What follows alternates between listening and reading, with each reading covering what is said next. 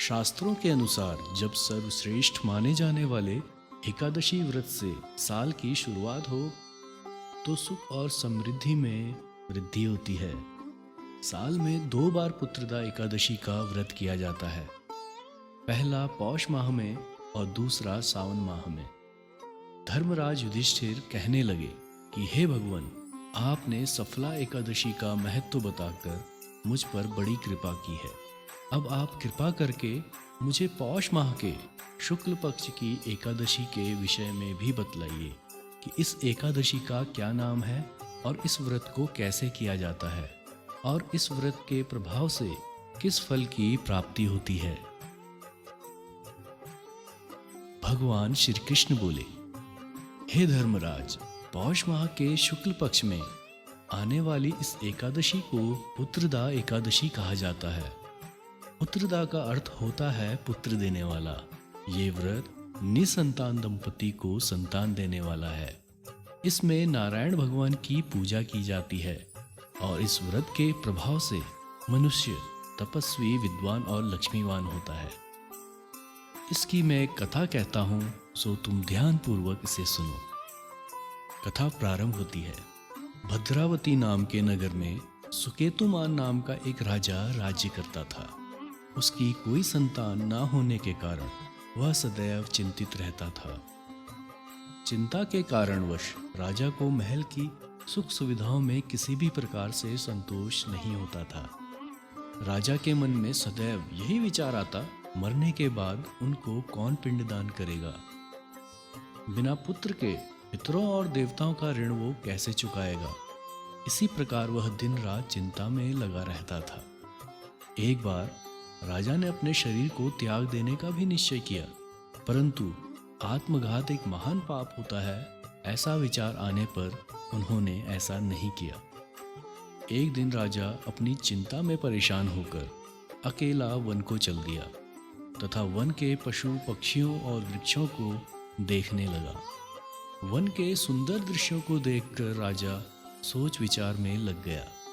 वो सोचने लगा कि मैंने कई यज्ञ किए, ब्राह्मणों को भोजन भी कराया, फिर भी मुझे सुख प्राप्त क्यों नहीं हो पाया।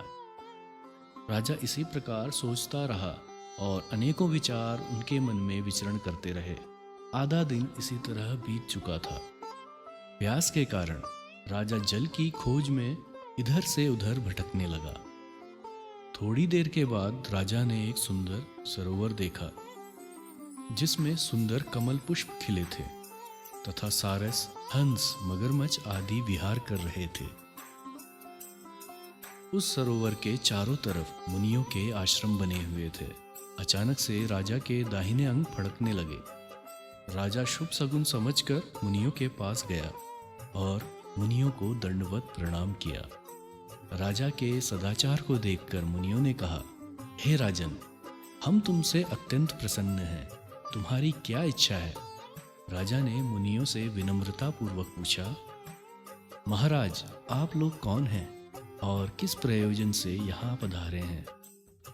इसके उत्तर में मुनि ने कहा, राजन, आज संतान देने वाली पुत्रदा एकादशी है। हम लोग विश्वदेव हैं और इस सरोवर में स्नान हेतु आए हुए हैं। ये सुनकर राजा ने अनुरोध किया कि महाराज, मेरे भी कोई संतान नहीं है। यदि आप मुझ पर प्रसन्न हैं तो एक पुत्र का वरदान मुझे दे दीजिए। मुनि बोले, हे राजन, आज पुत्रदा एकादशी है। आप पूरी श्रद्धा और लगन से इसका व्रत करें। इस व्रत के प्रभाव एवं ईश्वर की कृपा से अवश्य ही आपके घर में पुत्र होगा। मुनि के वचनों को सुनकर राजा ने एकादशी का व्रत किया और द्वादशी को उसका पारण किया।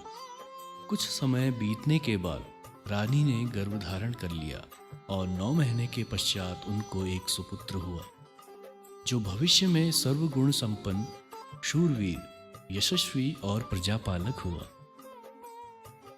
अंत में श्री कृष्ण बोले, हे राजन, पुत्र की प्राप्ति के लिए पुत्रदा एकादशी का व्रत करना चाहिए।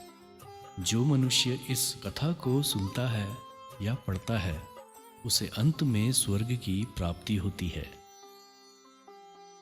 जय श्री कृष्ण।